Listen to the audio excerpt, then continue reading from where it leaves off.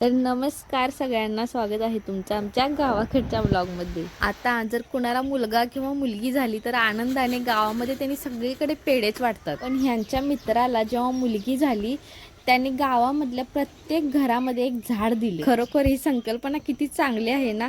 प्रत्येकाने जर असं केलं तर झाडांची संख्या किती वाढेल. हे त्यांच्या मित्रासोबत जेव्हा झाडे आणायला गेलेले, आमच्या घरी पण होतात म्हणून थोडी फुलांची झाडे विकत घेतली आणि झाडे लावण्याच्या नादात मी गॅसवर चहा ठेवला विसरूनच गेले आणि चहाच्या पातेल्याची हालत काय झाल्या बघाच.